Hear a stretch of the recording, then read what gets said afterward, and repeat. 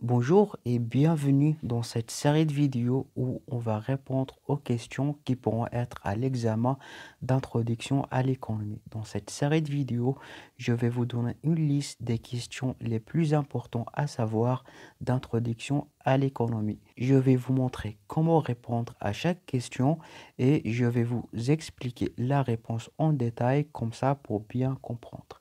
Alors, on est arrivé à la 12e question. La deuxième question, c'est présenter et expliquer le circuit économique. D'accord? Alors, pour répondre à cette question, premièrement, on doit voir c'est quoi un circuit économique.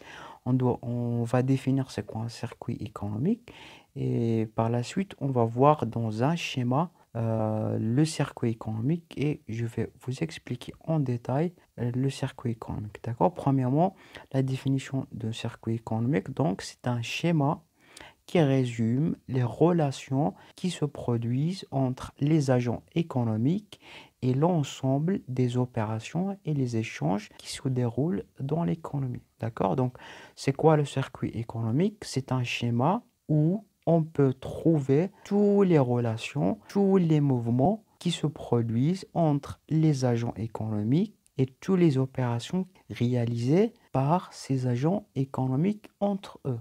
Donc, c'est ça ce qu'on trouve dans le circuit économique. Il y a deux flux. Il y a un flux réel et un flux monétaire.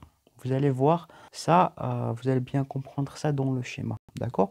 Donc, voilà le schéma d'un circuit économique. D'accord? Donc, il y a un circuit ouvert et un circuit fermé. Donc, pour bien comprendre ça, premièrement, je vais vous expliquer du circuit. Donc, comme vous voyez dans le schéma, dans le circuit économique, il y a des agents économiques. Voilà. Donc, dans ce circuit, il y a les sociétés financières. Les sociétés financières, c'est les banques. Voilà, c'est les banques. Il y a les ménages. Donc, vous savez tous c'est quoi les ménages. Il y a l'administration publique, c'est l'État. Et il y a les entreprises. Donc, ce sont des agents économiques. D'accord? Donc, si vous n'avez pas encore compris c'est quoi un agent économique, les différents types des agents économiques qui existent, j'ai déjà répondu à cette question. Vous pouvez revenir en arrière les vidéos précédentes pour le voir. D'accord? Donc, les flèches, quand vous voyez, le rouge, c'est un flux monétaire, le vert, c'est un flux réel.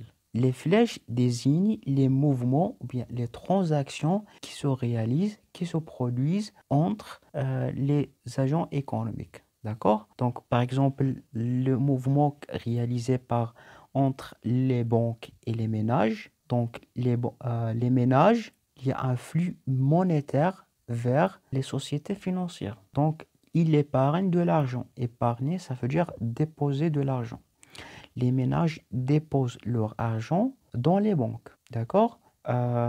Les ménages et les entreprises, la relation entre les ménages et les entreprises.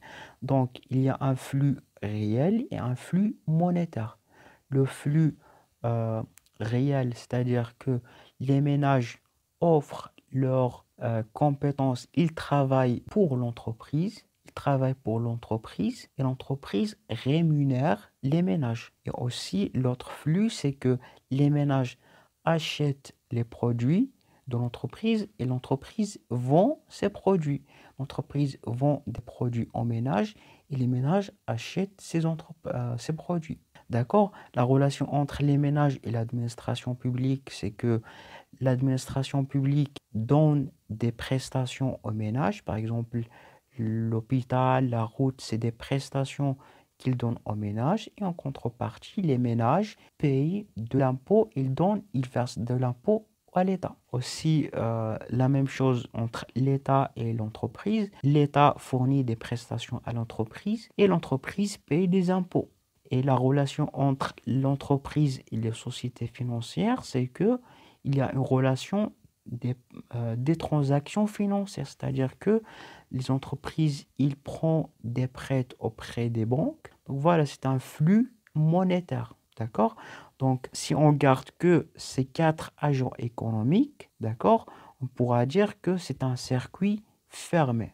Et au cas où on rajoute un autre agent économique qui est le reste du monde, là, on va dire que c'est un circuit ouvert, c'est une économie ouverte parce que il y a le reste du monde qui va faire des transactions avec l'économie nationale. Là, c'est le reste du monde et les opérations réalisées avec le reste du monde, c'est soit les importations, soit les exportations. D'accord? Si vous n'avez pas encore compris une partie du cours d'introduction à l'économie, donc la plupart des parties, je l'ai déjà expliqué en détail. Je vous laisserai le lien dans la description de la playlist. Et si vous n'avez pas encore compris la manière dont moi je vous explique en français, vous avez des difficultés à parler français, donc j'ai déjà expliqué une méthode qui vous permet de parler français en seulement 30 jours. Je vais vous laisser le lien dans la description. Allez, je vous dis bon courage et à la prochaine vidéo.